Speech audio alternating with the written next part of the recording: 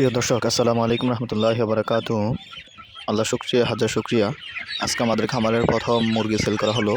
তো কত পিস মুরগি সেল করলাম, কত টাকা করে সেল করলাম, পার ওজন কতটুকু আসছে, ইনশাআল্লাহ প্রত্যেকটা বিষয় আপনাদের সাথে আমরা শেয়ার করার চেষ্টা করবো আর কি। তো আপনারা দেখতে পাচ্ছেন, আমরা সকাল দিকেই হঠাৎ করেই আমাদেরকে এক ডিলার বা দোকানি ফোন দেয় যে কিছু মুরগি দিতে পারবা কিনা। তখন আমরা বললাম যে এই ছোট মুরগি কি আপনি নিতে পারবেন বা দিবেন কিনা। তখন বললো যে অসুবিধা নেই, তুমি মুরগি দিবা কিনা সেটা বলো। তো আমি বললাম যে তাইলে আসেন, মুরগি নিয়ে যান আর কি। তখন আসলো, আমরা ওনাকে মুরগি দেওয়ার জন্য মুরগি মাপতেছি আর কি। তো আমাদের এখন আমরা মুরগি সেল করছি প্রায় 80 পিসের মতো। তো দেখতে পাচ্ছেন, আপনারা দেখতে পাচ্ছেন যিনি মুরগিগুলো হাতে নিচ্ছে খুবই অভিজ্ঞ একজন লোক, যিনি এক হাতেই প্রায় 10 থেকে 15টা মুরগি নিয়ে নিতে পারে। দেখতে পাচ্ছেন কত সুন্দর করে মুরগিগুলো হাতে নিচ্ছে।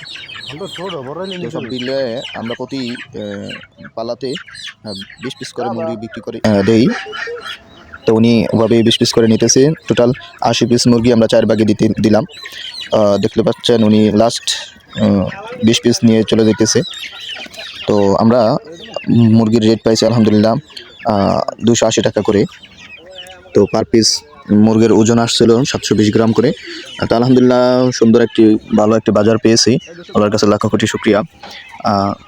এতে করে তো আপনারা দেখতে পাচ্ছেন, বাচ্চা নেওয়ার পরে আমরা একটু খামারটাকে মুরগি ধরার কারণে সবগুলো মুরগি একটু ভয় পেয়েছে। এতে করে মুরগির ভয় এবং বাতাস প্রতিরোধ করার জন্য, বাতাসকে আসা যাওয়ার করার জন্য প্রত্যেকটি পর্দা আমরা উঠিয়ে দিতেছি।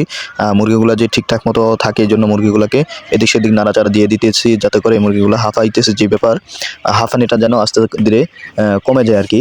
তো এই জন্যই আমরা বাচ্চাকে নাড়াচাড়া করে দিতেছি, যাতে করে এটার যেই ক্লান্তি এবং কি যেই ভয় সেটা দূর হয়ে যায়। তো কত টাকা আসলো, কতটুকু বিক্রি করলাম, ফাইনালি হিসাব ইনশাল্লাহ আমরা শেষ ভিডিওতে দিব।